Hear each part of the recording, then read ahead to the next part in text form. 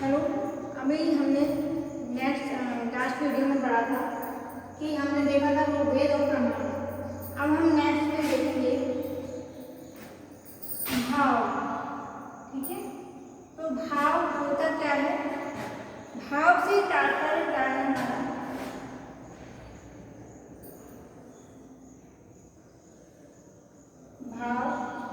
भाव से तात्पर्य है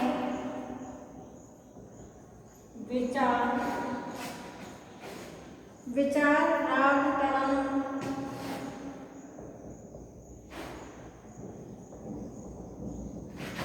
आकांक्षा,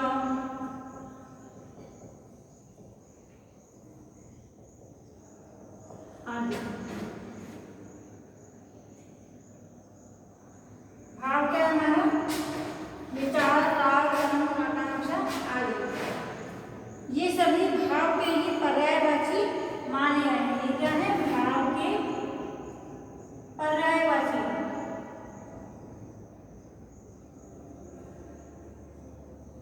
भाव के पर्यायवाची सभी। अब भाव क्या है, भाव हृदय में छुपे हुए विचारों को ही कहते हैं। भाव क्या है, भाव है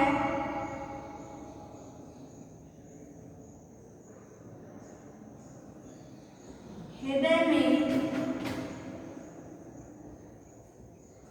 छुपे हुए विचारों को ही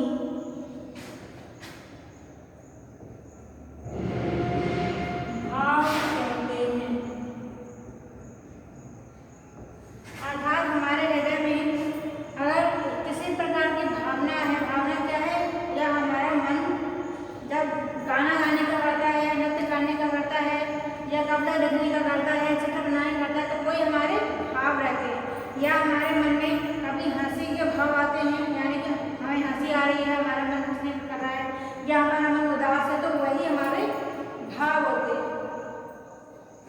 प्रत्येक सजीव प्राणी में भाव की प्रवृत्ति विद्यमान रहती है, यानी कि जो प्रत्येक प्राणी है जिसमें सजीवता है, उन सभी के अंदर भाव होते हैं। अर्थात मनुष्य में तो भाव है ही, वो उसका प्रदर्शन तो आप देखते ही रहते हैं, किंतु पेड़ पौधों में भाव होते हैं। अगर आप किसी पेड़ पौधे को भाव के साथ आप जड़ापन करें या उनको अच्छी नियत से आप उनकी देखभाल करें, तो वो भी सजीव होते हैं और अच्छे से खिलखिलाते हैं।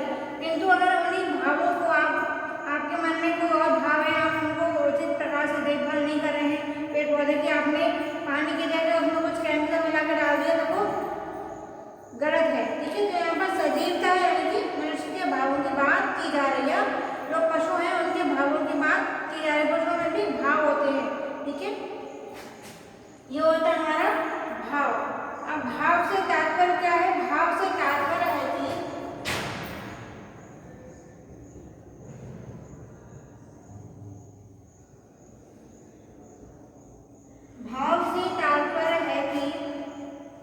मस्तिष्क व हृदय द्वारा शरीर पर पड़ने वाले, मस्तिष्क व हृदय द्वारा शरीर पर पड़ने वाले, मस्तिष्क या हृदय द्वारा शरीर पर पड़ने वाले भावों का अध्ययन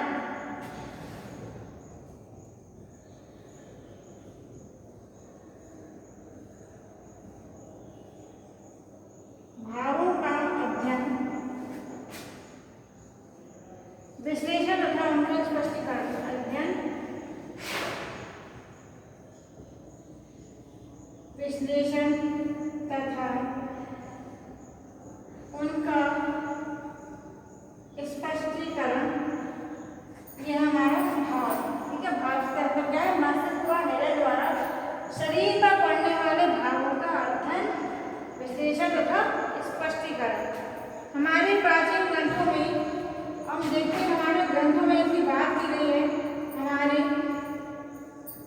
प्राचीन ग्रंथों में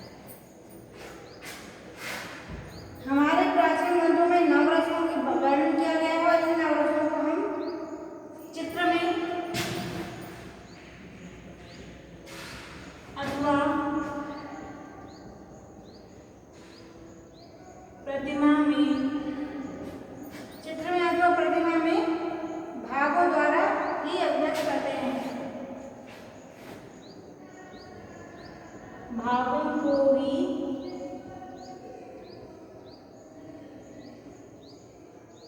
अभिव्यक्त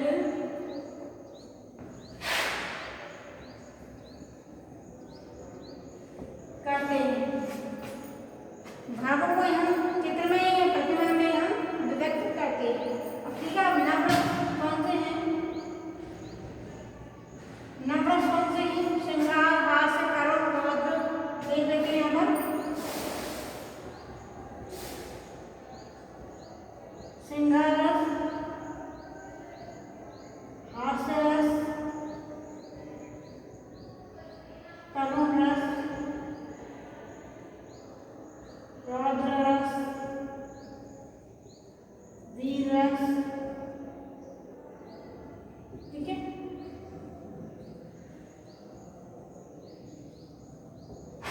वीर रस और हमारे और क्या है? भयानक, विवश, भयानक रस,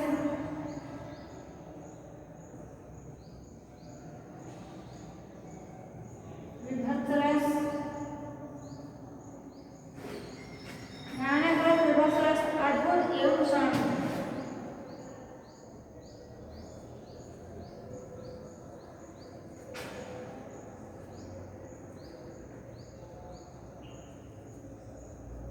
शांत रस, ये 9 प्रकार के हमारे रस बताए गए हैं।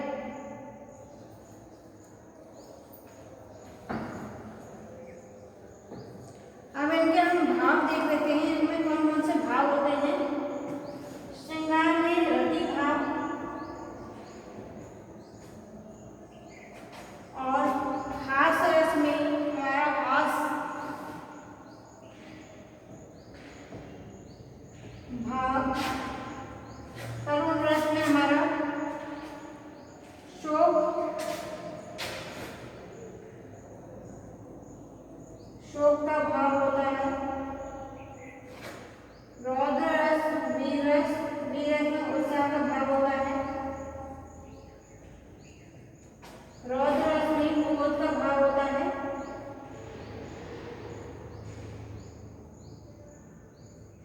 ठीक है, ये हमारे भाव है। श्रृंगार में रति भाव,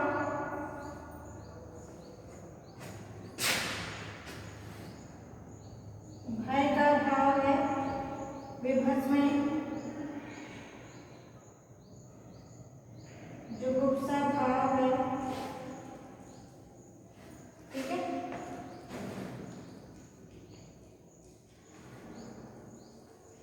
अद्भुत में विस्मय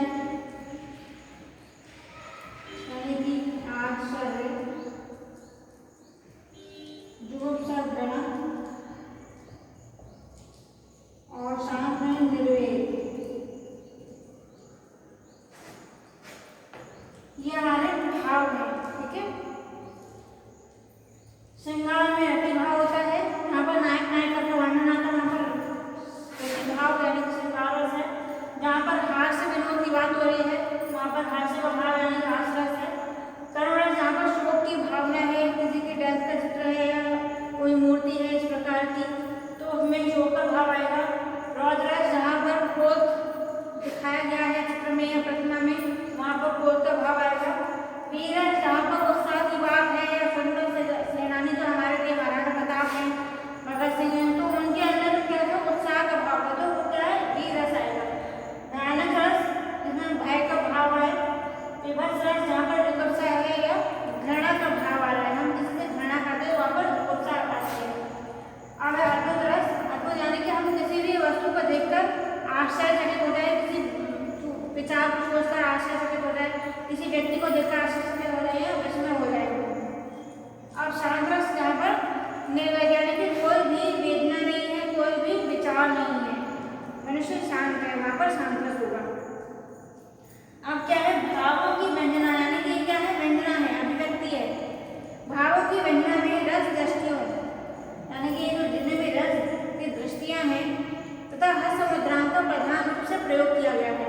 यानी कि इनको हम किस प्रकार से व्यक्त कर सकते हैं? अपनी हास्य मुद्राओं के द्वारा, पाद मुद्रा यानी कि पैर की मुद्राओं के द्वारा, उपांगों के द्वारा। उपांग मतलब हमारे आँख, नाक, कान, ये सब उपांग आएगी।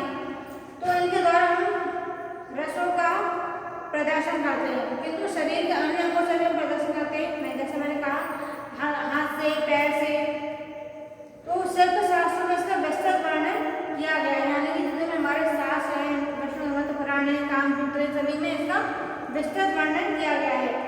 चित्र सूत्र में कहा गया है कि घरों में श्रृंगार, हास्य तथा शांत रसों के लिखने चाहिए, यानी कि चित्र बनाने चाहिए। अगर घर है तो वहाँ पर क्या होगा, श्रृंगार रस होगा, हास्य रस होगा और शांत रस होगा। किंतु राजभवन में हमें सभी रसों को दर्शाना चाहिए। अब नेक्स्ट हमारा लावण्य योजना।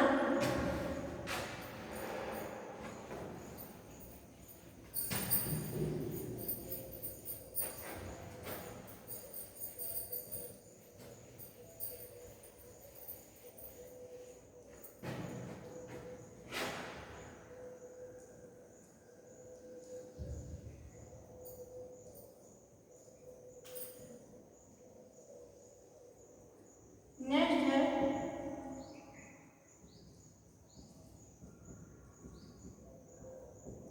लावण्य योजना। लावण्य योजना अर्थात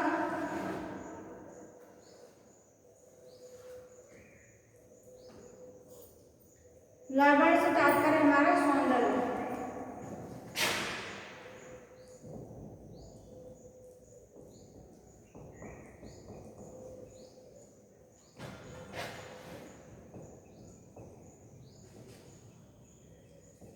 सौंदर्य यानी कि लावण्य योजना का सौंदर्य की योजना करना।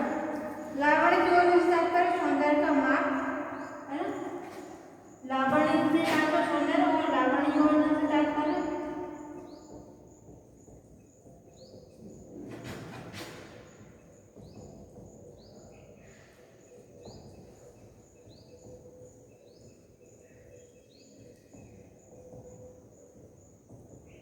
सौंदर्य का माप।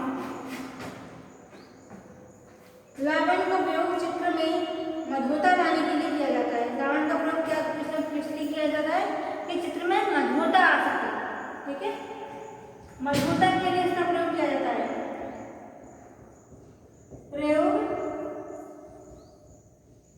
मधुरता हेतु, यानी कि चित्र में या मोती में मधुरता आए, ठीक है। लावण्य चित्र के बाहरी सौंदर्य का भाग है, ठीक है। किंतु जो लावण्य है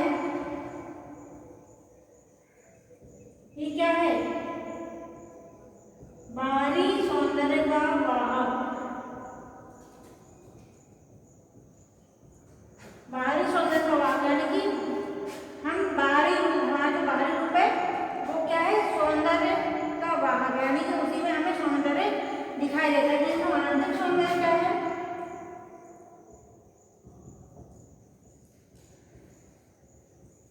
आंतरिक सौंदर्य हमने अभी भाव के बारे में पढ़ा था। तो आंतरिक सौंदर्य हमारे क्या है, भाव। बाहरी सौंदर्य लावण्य योजना और आंतरिक सौंदर्य हमारे भाव कहलाते हैं, ठीक है।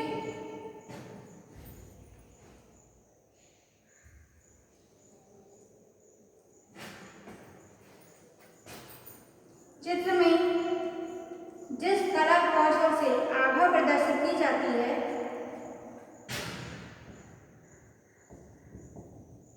चित्र में जिस कला कौशल से आभा प्रदर्शित की जाती है, चित्र में आभा प्रदर्शित की जाती है, उसे हम क्या कहते हैं, बाहरी अलंकरण का समावेश किया जाता है। आभा प्रदर्शित की जाती है अर्थात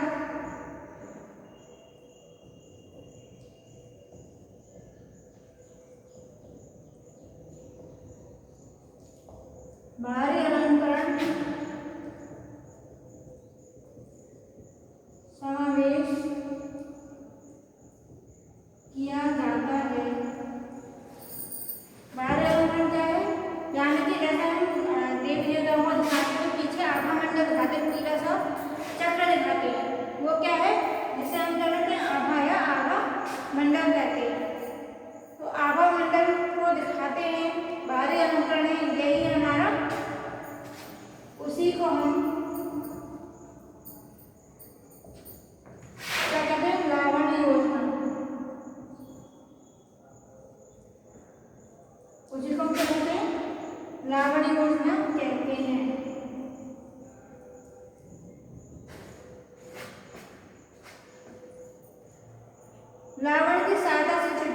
निर्जीव होकर भी सजीव दिखाई देता है। ठीक है, इसकी सहायता से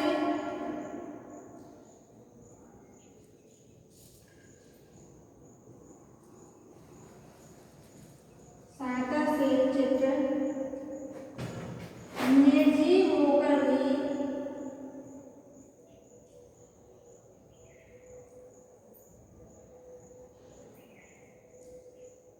सजीव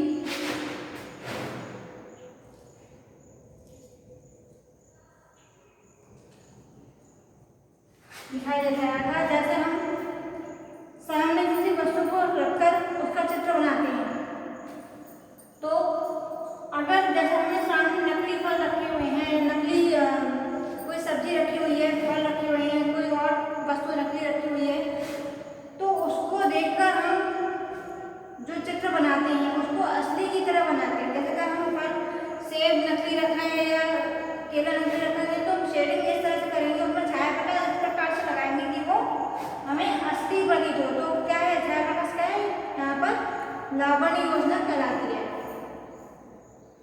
चित्र में ब्रह्म का स्वरूप लावण्य द्वारा ही अभिव्यक्त होता है। चित्र में ब्रह्म का स्वरूप यानी कि हम किसी चित्र जैसे किसी देवता का चित्र बना रहे हैं, तो उस देवता के चित्र में हमें ब्रह्म स्वरूप दिखाना है, यानी कि देवता की भावना दिखानी, देव तुल्यता दिखानी है। तो क्या है, उसमें हम लावण्य योजना का आभा के द्वारा हम उसे देवता को दिखाएंगे। इस प्रकार लावण्य चित्र का एक महत्वपूर्ण अंग है। ठीक है, लावण्य चित्र का एक महत्वपूर्ण अंग है और लावण्य के बिना चित्र अधूरा माना जाता है। लावण्य क्या है, भावों में मधुरता लाता है। ठीक है, लावण्य क्या है, भाव में मधुरता लाता है।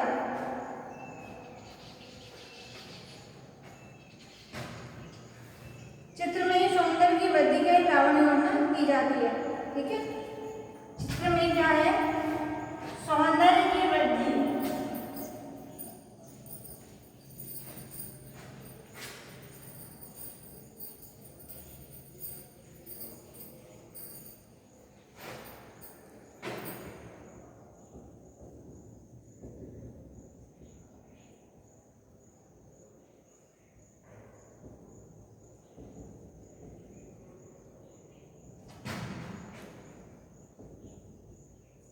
लावण्य योजना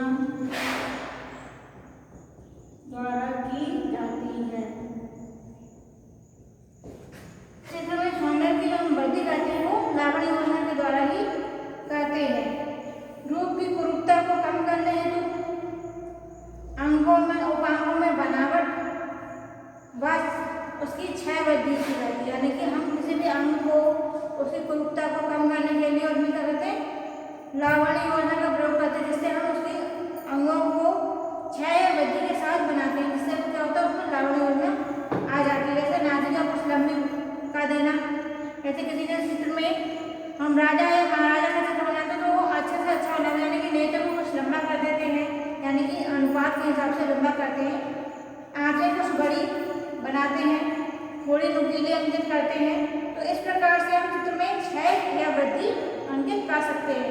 और लावण्य योजना क्या है, मधुरता लाने के लिए प्रयोग किया जाता है। आकृतियों को वस्त्रों एवं आभूषणों से भूषित करना भी लावण्य योजना कहलाता है। क्या है,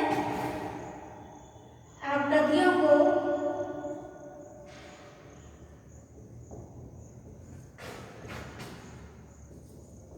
वस्त्रों तथा आभूषणों से